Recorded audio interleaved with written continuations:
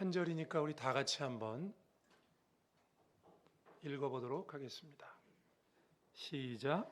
태초에 하나님이 천지를 창조하시니라. 제가 한 번 더 읽어보겠습니다. 태초에 하나님이 천지를 창조하시니라. 참 귀한 말씀이고 성경을 시작하는 말씀입니다. 저는 목사로서 목사가 되기 전부터도 한 인간으로서 스스로 했던 질문이 그리고 고민이 있었습니다. 오늘 설교 제목인데요. 신은 존재하는가 하는 것입니다. 신은 존재하는가? 그분이 하나님이라면 정말 하나님이라는 증거가 있는가? 제가 목회자가 되기 전부터도 어려서부터도 이런 고민을 했던 것 같습니다. 그래서 오늘은 설교 시간이지만 여러분, 설교는 보통 종교적이고 신앙적이고 내면적이고 어떤 때는 감정적인 이런 호소를 하기도 하는 것이 설교죠. 그러나 오늘 저는 될 수 있으면 되도록 사실 위주로만 말씀드리려고 합니다. 그리고 제가 할 수 있는 최대한 쉬운 말을 통해서 여러분에게 제가 했던 고민, 제가 했던 고민이 아니고요, 많은 분들이 하고 있는 이 고민에 대해서 신은 존재하는가 말씀을 나눠보려고 합니다. 서양인들의 여러분 묘지를 가보면요, 서양인들의 묘지는 저 멀리 산에 있거나 아니면 동떨어진 곳에 있지 않습니다. 아시는 것처럼 동네 한가운데, 보통 동네 한가운데 교회가 있고요, 교회에 무덤이 있어요. 그래서 어떤 교회를 가든지 저도 무덤을 이렇게 보기를 좋아합니다. 왜냐하면 서양인들은 죽음도 유머로 승화시키고 묘지에 죽기 전에 자기 묘비를 이렇게 써달라. 그래서 여러 글귀가 써 있습니다. 그 중에 이런 글귀가 써 있는 묘비도 있다고 합니다. 이 묘비는 제가 직접 본 건 아니고 읽은 글입니다. 근데 이런 글들이 많이 쓰여 있어요. 단 3줄로 된 묘비였는데 이렇게 첫 줄에 쓰여 있었답니다. 나도 전에는 당신처럼 그 자리에 그렇게 서 있었어. 순간 읽는 사람 웃음이 터져 나왔다고 합니다. 여기 와서 우리가 읽을 걸 어떻게 알고 이런 글을 썼구나. 이 글을 읽자가는 두 번째는 그럼 뭐라고 썼나? 두 번째 글귀에 눈이 가 닿았습니다. 이런 글귀가 이어집니다. 나도 전에는 당신처럼 그곳에 서서 그렇게 웃고 있었어. 웃을 걸 예상한 거죠. 나도 전에는 당신처럼 거기 서 있었어. 웃었죠. 그것을 걸 예상하고 나도 당신처럼 웃고 있었어. 거기까지 읽으니까 이 사람이 이거 재미로 쓴 거 아니구나, 뭔가 의미가 있구나, 이런 생각이 들었답니다. 그래서 자세를 가다듬고 긴장된 마음으로 3번째 줄을 읽었습니다. 이런 글귀로 끝납니다. 이제 당신도 나처럼 죽을 준비를 하시오. 나처럼 죽을 준비를 하시오. 죽음에 대한 엄숙한 경고이자, 여러분 죽음에 대한 준비만큼 엄숙한 것은 없지 않습니까? 죽을 준비를 하라. 제가 여러분에게 한번 여쭤볼까요? 여러분 죽을 준비가 되어 있으십니까? 언제 죽어도 상관없는 죽을 준비가 되어 있으십니까? 죄송합니다. 주일 아침인데 죽음에 대해서 말씀해서. 근데 그것이 우리의 현실 아닙니까? 죽음은 매우 가깝습니다. 여기저기에서 빈번하게 일어나고 있는 일입니다. 그런데 그 준비는 아시는 것처럼 지금 살아있는 동안 해야 됩니다. 창세기 1장 1절 오늘 읽었죠. 이 말씀, 성경은요 시작부터 신을 언급합니다. 여러분, 아까 제가 죽음을 준비가 되어 있는가, 신을 만날 준비가 되어 있냐 이거죠. 그죠? 네. 하나님이 정말 계십니까? 여러분, 하나님 계신 걸 믿으십니까? 믿죠. 그런데 하나님 계신 걸 확신하려면 우리의 마음만이 아니라 우리 생각과 모든 전 인격으로 확신해야 됩니다. 하나님 계십니까? 창세기 1장 1절은 성경을 시작하면서 첫 구절을 이렇게 하나님 존재에 대해서 말씀합니다. 하나님이 천지를 창조하셨다. 시작부터 신을 언급합니다. 존재하는 모든 것은 만드신 분이 계시다, 이 말씀 아니에요? 태초에 하나님이 천지를 창조하셨다. 장로님 기도하신 것처럼 이 아름다운 가을날에 단풍이 듭니다. 이 아름다운 천지가 그냥 우연이 된 게 아니라 만드신 분이 계시다. 태초에 하나님이 천지를 창조하셨기 때문에 인간을 포함해서 모든 자연이 있다. 자연, 스스로자 그럴련, 그래서 그걸 이렇게도 해석하죠. 스스로 있는 것이다. 우연이 있다는 뜻이에요. 자연. 여러분, 자연이 우연히 존재하신다고 생각하십니까? 자연은 그저 스스로 존재하는 것이 아닙니다. 말이 안 돼요. 이 자연이 우연히 존재한다고요? 만든 분 없이 우연히 스스로 있단 말입니까? 우리도 우연히 생겼고 우연히 모두 태어났고 우연히 모두 죽습니까? 우리가? 자연 안에 포함된 거 다 우연입니까? 자연처럼? 그렇다면요, 지금 제가 말씀드릴 것도 한번 생각해 보십시오. 모든 것이 우연이라면 그럼 모든 일에 우연이 존재해야 됩니다. 죽음에도. 모든 게 우연이고 자연도 우연, 태어난 것도 우연, 죽는 것도 우연이면 죽음에도 우연이 존재해야 됩니다. 이런 우연, 어떤 사람 한 명은 안 죽고 살아야 돼요. 어떤 사람은 안 죽고 사는 사람도 있어야 됩니다. 그죠? 그런 우연도 있어야죠. 근데 다 죽지 않습니까? 이상하다는 생각 해보신 적 없습니까? 우연이 아닙니다. 우연이 아닙니다. 사람들이 핑계를 대는 거예요. 잘 모르니까. 그냥 생겼다. 그럼 그냥 생기면 모든 게 다 그냥이어야 되잖아요. 근데 그냥이 아닌 것도 많아요. 우연이 아니고 또 절대적인 것도 이 세상에 많단 말이죠. 하나님이 만드셨기 때문에 그렇습니다. 여기서 그럼 제가 한번 여쭤볼게요. 여러분 정말 신이 계십니까? 종교를 가져야 됩니까? 신이 계시다 그러면 종교를 믿어야죠. 그죠? 그건 같은 말이에요. 신이 계십니까? 종교는 가져야 됩니까? 사람들은 신의 존재를 묻습니다. 저처럼 저도 오랫동안 그렇게 물었어요. 스스로에게. 하나님은 계시는가? 교회를 어려서부터 다녔기 때문에 저는 신은 계시는가? 이게 아니라 하나님 계시는가? 이렇게 물어봤어요. 여러분 그것에 대해서 역사적으로요. 있다 없다로 갈립니다. 답이. 증명은 불가능해요. 제가 언젠가도 설교했지만 하나님 안 보이니까 하나님의 존재를 증명하는 거 증명이라는 건 눈에 보이게 하는 거예요. 그죠? 눈에 보여야죠. 수학 공식이라도 이렇게 눈으로 떨어져야죠. 증명은 그런 거예요. 근데 하나님 안 보이니까 안 보이는 거 어떻게 증명해요? 불가능해요. 그래서 신은 있다 없다 가지고요.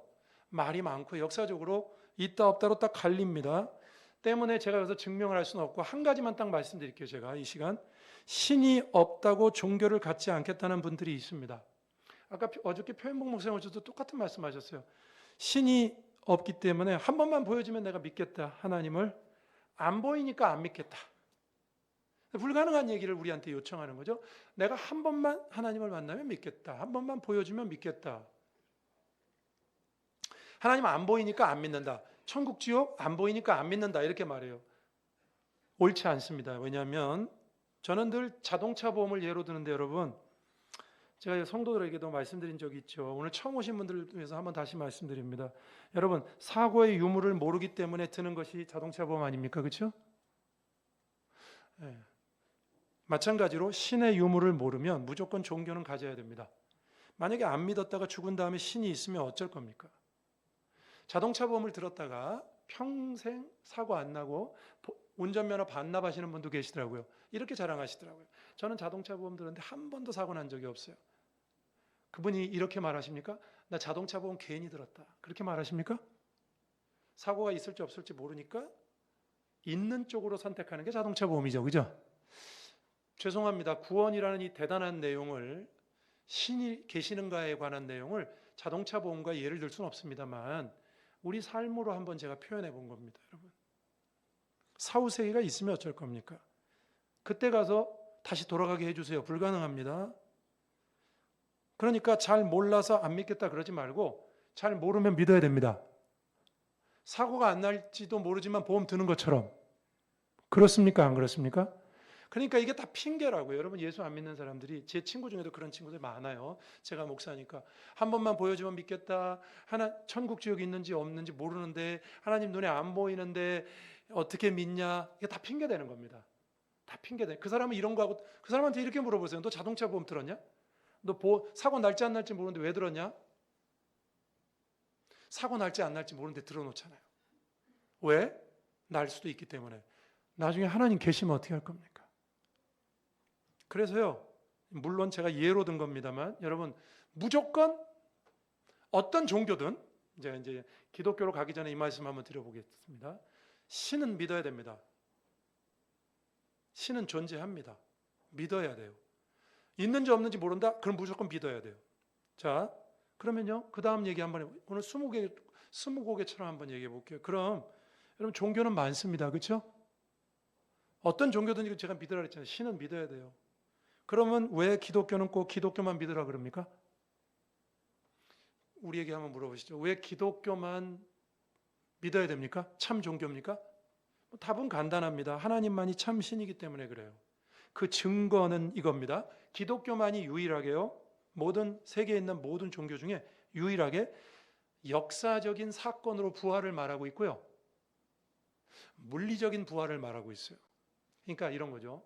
종교들 가운데 사후세계, 윤회나 뭐 이렇게 종교들 가운데 사후세계를 말하는 종교는 많아요. 근데 그 중에서도 역사 속에서 어떤 사람이 죽었다가 부활했다? 예수님이죠, 이게. 그리고 그 부활이 영적인 부활이 아니라 물리적으로 우리가 눈으로 볼 수 있는 부활이었다. 요거 말하는 건요, 기독교가 유일합니다. 더 나아가서요, 예수님 부활하시면서 뭐라고 하셨는지 압니까?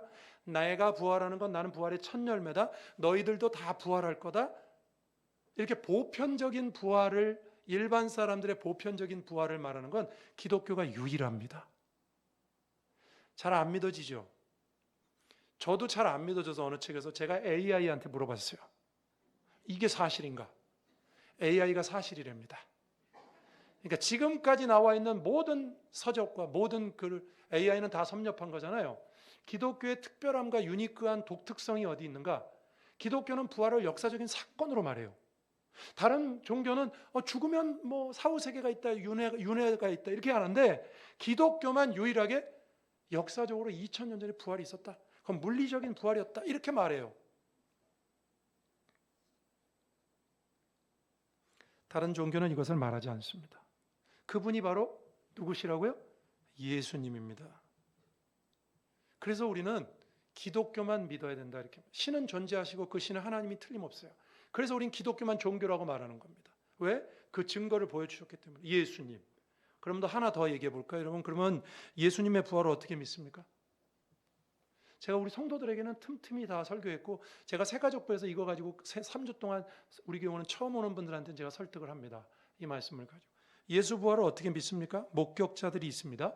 예수님의 제자들, 예수님이 죽은 지 2년 내에 상당수의 유대인 제자들이, 12제자만이 아니라 유대인 제자들이 지금 성경을 통해서 인류를 위해서 대신 죽는, 예수님이 우리의 죄를 위해서 대신 죽었다고 성경이 가르치잖아요. 이걸 대속의 교리라고 그러는데, 이 대속의 교리가 예수님 돌아가시고 2년 안에 완전히 형성이 됐어요. 초기 기독교 안에.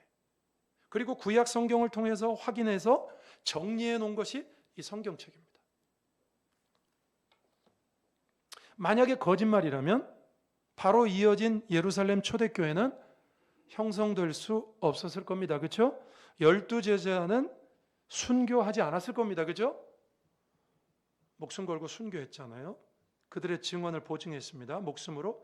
바울이 서신서에서 부활을 그 반대자들에게조차도 아무렇지도 않게 써보내고 있어요. 바울의 서신서를 보면 그건 이런 뜻이라 그랬죠. 부활이 그냥 누구도 부인할 수 없는 그 당시의 일상이라고요. 고린도전서에 500의 형제에게 나타났다 그랬어요. 미치지 않고서야 그런 내용을 버젓하게 편지로 써가지고 고린도에 보낼 수 있어요? 거리낌 없이 말하고 있습니다. 왜? 당시에 이게 사실이었기 때문에. 부정할 수 없었던 일이기 때문에. 제자들은요, 이 사실을 성경으로 기록했습니다. 그리고 또한 신앙으로 우리에게 전승했어요. 여러분, 우리가 지금 예수를 믿잖아요. 그죠? 우리가 오늘 어떻게 성경을 믿게 되고 예수를 믿게 된 거죠?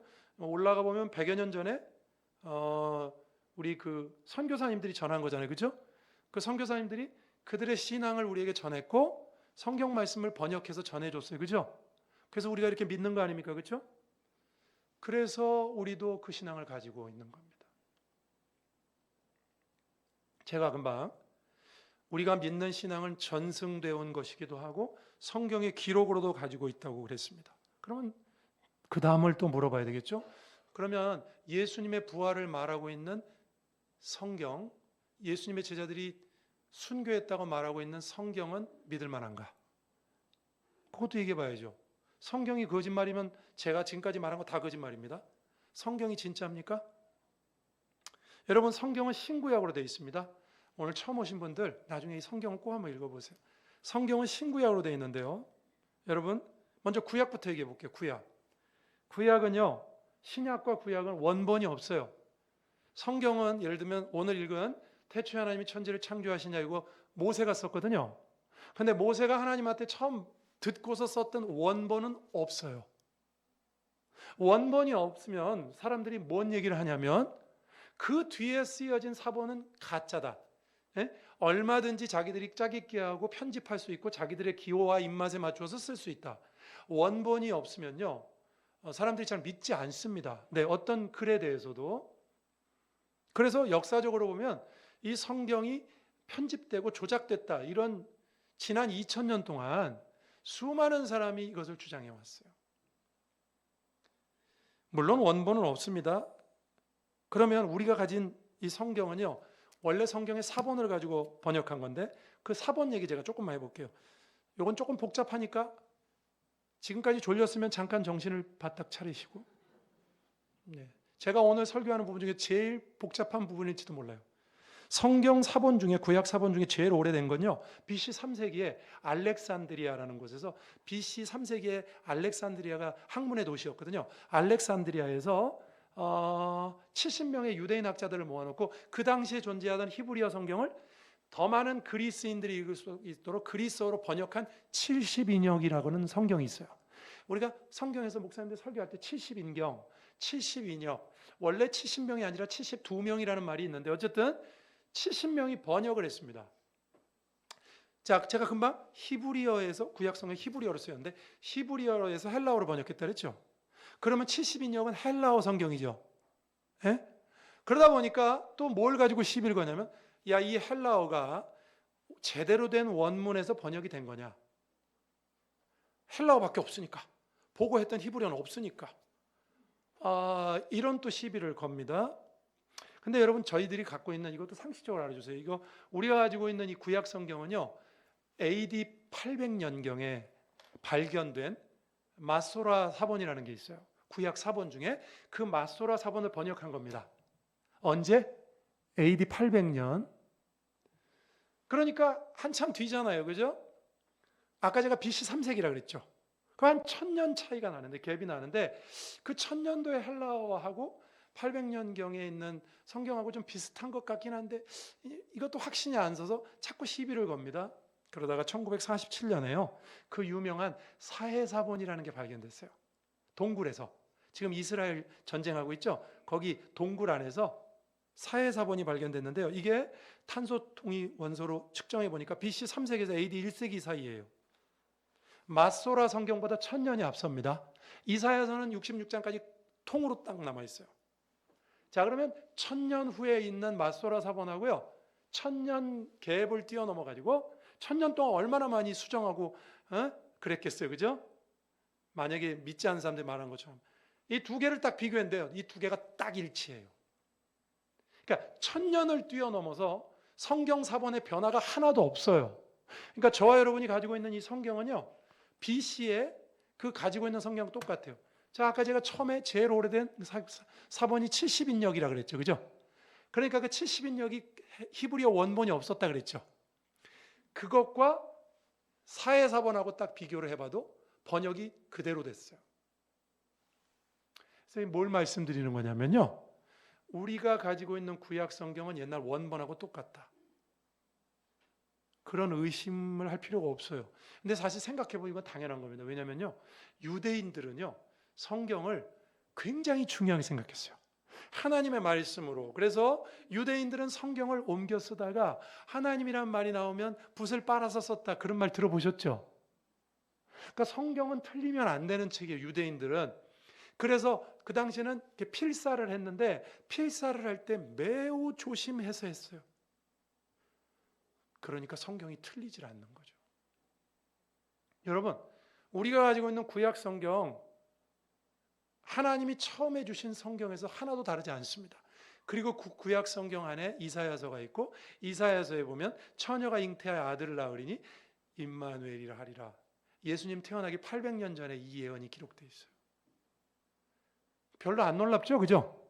우리는 맨날 듣는 얘기니까. 여러분, 신약을 얘기하면 더 놀랍습니다. 여러분, 신약 성경은요, 더 확실해요. 신약 성경은 예수님 돌아가시고 30년 안에 다 쓰여졌어요. 이거 제가 한번 설교했어요. 30년 안에. AD 60년 안에 다 쓰여졌어요. 바울 서신까지. 그러면요. 원본이신 예수님하고 30년 차이밖에 안 나요. 이렇게 날짜가 짧다는 것은 예수님에 대해서 신화화하거나 전설 따라 삼천리를 성경에다가 집어넣는 게 불가능하다. 그죠? 다 살아있는데 어떻게 거짓말을 해? 그죠? 예? 그 30년 안에. 그리고 원본은 없어요. 신약 성경도 여전히. 근데 그 원본을 사본으로 적었는데 그 사본이 5,000개나 있어요. 5,000개. 사본이 많다는 얘기는 조작이 불가능하다는 얘기죠. 그죠? 좀 더 설명하면 이게 어떤 사람이 이상한 내용을 이렇게 딱 쓰면 다른 사본들하고 쫙 비교해 보면 되잖아요. 이거 거짓말했네 이거. 이렇게 하면 되잖아요. 그죠? 그래서 그 기간이 짧으면요. 사본을 거짓말을 못해. 그래서 어떤 학자가 통계를 냈는데 99.5%예요. 원본하고 신약 원본과 사본 사이의 정확도가 99.5%예요. 그러니까 우리가 가지고 있는 성경은 전혀 조작되지 않았어요. 거기에 뭐가 나오는 줄 압니까? 예수님 부활했다는 내용이 나와요. 제자들이 예수님 살아있다고 하는 내용이 나와요. 결론은 뭐냐면요. 지금 우리가 가진 성경은 처음 쓰여진 성경과 원문이 같다. 조작도 없다. 믿을 만한 책이다. 예수의 부활에 대한 기록도 다 사실이다. 우리처럼 제정신 가진 사람들이 쓴 책이에요. 그래서 성경을 믿습니다. 제가 성경에 대해서 하나만 더 소개해 볼게요. 이 성경이 얼마나 위대한 책이냐면요. 지금 세계 인구가 한 74억 봅니다. 74억 중에 97%의 사람들의 언어로 성경이 번역이 됐어요. 97%. 이거 성서공회에서 작년 말에 발표한 자료예요. 97%. 그런데 이제 언어 수로는요. 전 세계 언어가요. 7,396종이랍니다. 7,390, 이거 어떻게 셨는지 모르는데 7,396개. 저 아마존에 있는 뭐 쬐끄만 마을 뭐 이것까지 다 해가지고 방언의 수가 7,396개. 이 중에서 97%를 번역했는데도 아직 절반밖에 번역 못했어요. 3,686개 언어로 번역됐고요. 아직 3,700개 방언은 계속 번역 중입니다. 이거 작년 말 통계예요. 그런데 이미 대다수의 사람, 97%의 사람들의 언어로 물론 전권이 번역된 건 아니고 일부분이라도 번역된 책을 다 합치면 세계 사람들이 쓰는 언어의 97%로 번역이 됐어요. 그리고 수많은 사람들에게 이 성경이 읽혀지고 있어요. 왜? 거짓말인데 그렇게 영향력이 있을까요? 가짜인데? 이 성경이 가지고 있는 우리 예수 믿는 사람들 뿐만 아니라 이 성경이 가지고 있는 하나님의 말씀의 파워 때문이에요. 그 성경이 우리를 오늘 뭐라고 말씀하시냐면요.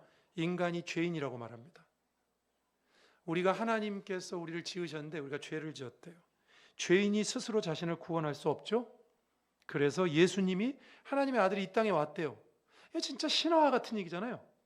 근데 제가 지금까지 말했잖아요. 신은 계시고 그분은 예수님이시고 그분을 기록하고 있는 성경도 진짜고 아니면 아니라 해보세요. 제가 설교 시간이라 여러분한테 믿어달라고 호소하지 않습니다. 사실이니까. 제가 역사 속에 있었던 사실만 말씀드리고 있어요. 물론 이것도 안 믿으려고 하는 사람들은요. 각종 핑계를 댑니다만 하나님이 여러분 인간을 포함해서 이 우주를 아까 창세기 1장 1절 하나님이 천지를 창조하셨다 그랬죠. 그죠? 하나님 우리도 지으신 거잖아요. 근데 하나님이 지으신 우리가 타락했어. 근데 우리 스스로는 우리 스스로를 구원할 수가 없어요. 나는 나 죽고 끝인데 내가 남의 죄를 어떻게 지겠어요? 결자 해지해야죠. 하나님이 지었으니까 하나님이 해결해야죠. 그래서 하나님 아들 보내고 그 하나님이 첫 번째 아담으로 오셔서 죽으시고 두 번째 아담으로 첫 번째 아담의 죄를 대신하여 죽으시고 그게 아까 제가 말씀드린 대속의 교리라는 거예요. 우리의 죄를 위해서 대신 죽으셨다. 우리 전도주의를 맞아서 우리가 그걸 전도한 거 아닙니까 여러분? 여기 오늘 새로 오신 분께 많지는 않은 것 같은데 제가 우리 기존의 성도들에게 한번 말씀해 볼게요. 여러분 우리 왜 전도해야 됩니까? 이번에 여러분 전도하신 분 잘하셨고 안 하신 분은 회개하시기 바랍니다. 전도해야 됩니다. 저는 이번 금요일에도 제가 말씀드려서 이런 말씀 드렸지만 저도 그러려고 요즘은 애를 쓰고 있는데 전도가 좀 생활화됐으면 좋겠어요. 이렇게 큰 맘 먹고 이렇게 전도 집회 한다 이렇게 하면 큰 맘 먹고 하는 게 아니라 일상 속에서 이렇게 대화하다가 누구 이렇게 만났는데 밥 먹다가 혹시 교회 다니십니까? 하나님 믿으십니까? 이렇게 툭 그냥 자연스럽게 이렇게 던질 수 있는 게 됐습니다. 우리는 보통 분위기 깰까 봐 말 못하죠. 그런 말하면 종교적인 얘기하면 분위기 깰까 봐. 깨지면 좀 어때요? 일상화됐으면 좋겠어요. 이게 그냥 지나가다가 제가 아는 의사분 중에 재택 방문 와서 의사 하시는 분이 계세요. 장애인들이나 어려운 분들 집집마다 가서 이렇게 하는 의사가 계세요. 그분이 저한테 이렇게 말씀하시죠. 우리 교회 전도 집회 한다니까 이렇게 말씀하세요. 목사님 전도가 되게 쉬운 거예요. 예? 전도가 어떻게 쉬워? 그랬더니 제가 가서 이렇게 물어봅니다. 교회 다니십니까? 그러면 둘 중에 하나죠. 안 다녀. 그러면 안 다녀. 안 다녀는 쉽고 안 다녀한테도 이렇게 말한대요. 이제 아프잖아요. 그분이 지금. 그러니까 저는 교회를 다니는데 제가 한번 기도해 드려도 되겠습니까? 그럴 땐 노 하는 사람이 한 명도 없대요.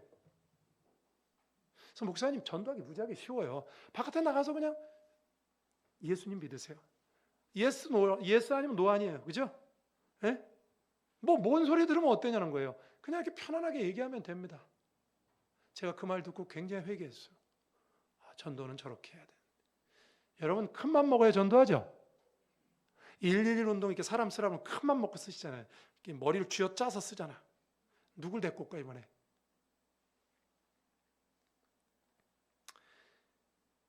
그래서 목사님 전도는 해야 됩니까?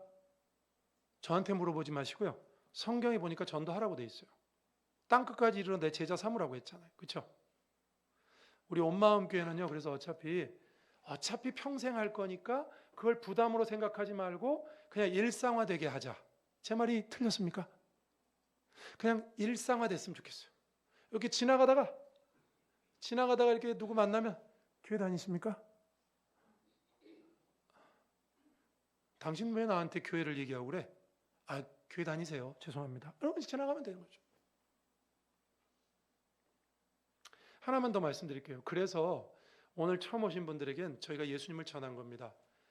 왜? 우리만 알고 죽을 수는 없잖아요. 죽을 준비하자고 그랬잖아요. 아까 설교제. 하나님을 만날 준비를 해야 되잖아요. 근데 한 가지만 더 말씀드릴게요. 성경에 보면요. 우리 보고 예수를 믿으라고 돼 있어요.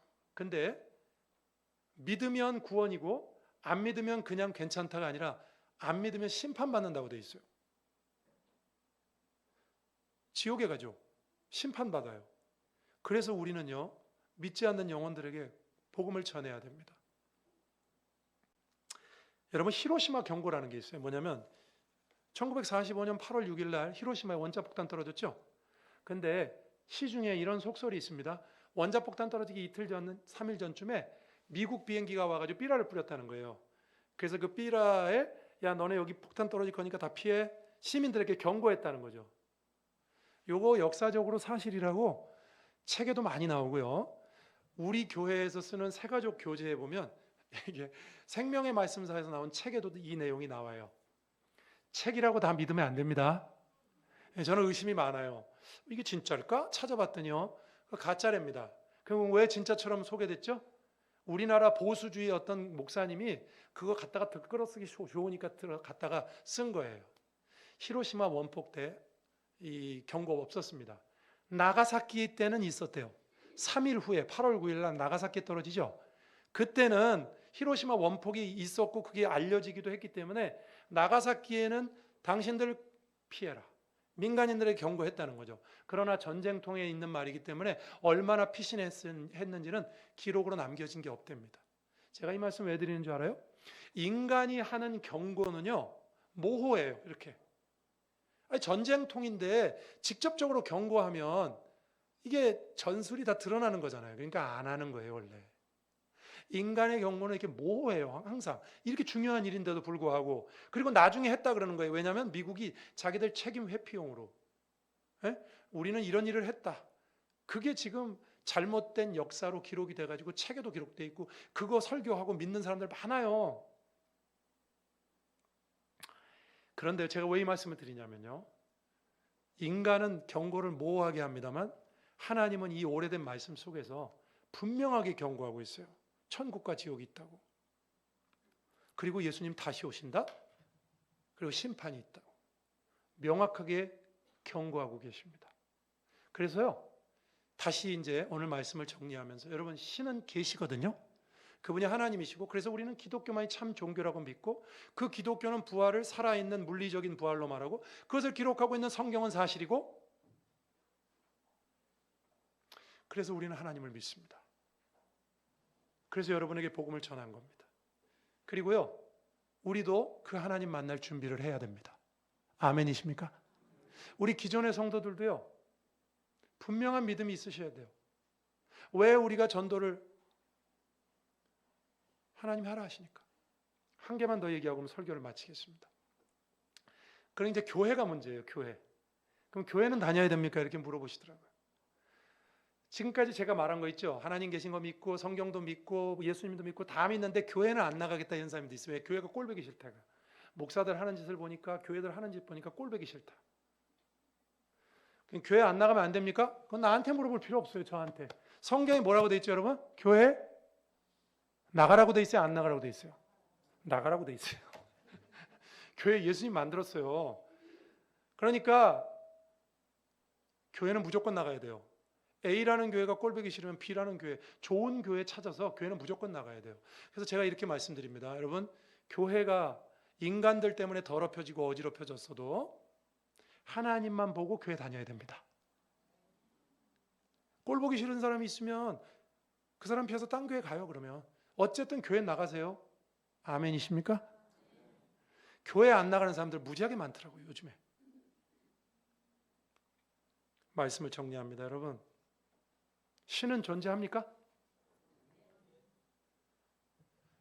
이제 우리 예수 믿는 사람들은요, 제가 지금까지 말씀드린 이런 사실 위주의 내용 말고도요, 신앙생활을 하다 보면 그 우리가 형언할 수 없는 하나님과 성령님의 역사가 있어요. 저도 많아요. 여기서 다 얘기해 볼까요, 지금? 1시간만 주세요. 하라는 사람 아무도 없네. 빨리 끝냈으면 좋겠죠? 우리 예수 믿는 사람은 제가 지금 말한 거 아니어도요, 너무 많은 증거가 있어요. 하나님 살아계시다는 거. 그러나 이런 내용만 가지고도요, 우리 하나님은 살아계신 것이 분명합니다. 태초에 하나님이 천지를 창조하셨다. 우연이라고요? 우연히 지구에 행성이 부딪혀가지고 빅뱅이 돼가지고 생명체가 생겼다고요? 그건 어떻게 알았어요? 알지도 못하면서 그냥 무조건 주장만 하면 끝입니까?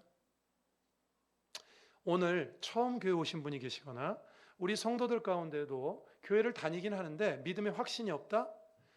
저는 이렇게 말씀드립니다. 여러분, 하나님을 안 믿을 거면요, 여러분 이 세상에 믿을 거 아무것도 없어요. 제가 지금 말씀드린 거를 못 믿겠다. 그러면 여러분이 지금 은행에 거래하고 있는 그 은행도 믿을 수가 없고요. 그 은행이 어느 날 뭔 일이 생길지 어떻게 알아요? 그렇죠? 아무것도 믿을 수가 없어요. 만약에 제가 지금 드린 말씀 못 믿겠다 그러면. 하나님 믿으시고 여러분 우리의 인생을 믿음으로 사시고 예수 그리스도를 받아들이시고 우리도 그 하나님 만날 준비, 죽음을 준비할 수 있는 저와 여러분들에게 주의 이름으로 축원합니다. 기도하시겠습니다. 우리 함께 기도합니다. 하나님, 저희들을 불러주셔서 감사합니다. 모든 것은 은혜입니다. 은혜로 함께 저희들을 붙잡아 달라고 우리 잠시 기도한 후에 오늘 특별 연주가 준비되어 있습니다. 우리 함께 듣도록 하겠습니다. 잠시 기도합니다. 하나님 감사합니다. 오늘 주님 앞에 나와서 저희들 예배드리고 저희가 예배드리시는 대상이 되시는 하나님께서 살아계심을 저희들은 믿습니다. 하나님 존재하시고 하나님 계시고 오늘도 우리 예배를 받으십니다. 그 하나님 앞에 믿음으로 서서 주님을 바라보는 귀한 성도들, 또 오늘 처음 오신 분들이나 오랜만에 오신 분들, 또 우리 성도들 가운데도 믿음의 확신이 없는 분들, 주여 하나님이 살아계신 것을 확신하고 믿음으로 살아가는 믿음의 사람들이 되도록 예수 그리스도께서 나의 죄를 위해서 죽으셨고 그 예수를 믿지 않으면 우리는 죽을 준비가 된 것이 아님을 깨닫도록 인도하옵소서. 오늘 주신 말씀을 주님 기억합니다. 믿음으로 살고 하나님의 은혜로 살고 저희가 이 땅에 사는 동안 우리를 만드신 하나님을 믿고 나아가는 저희들이 되게 해 주옵소서. 예수님 이름으로 기도합니다. 아멘.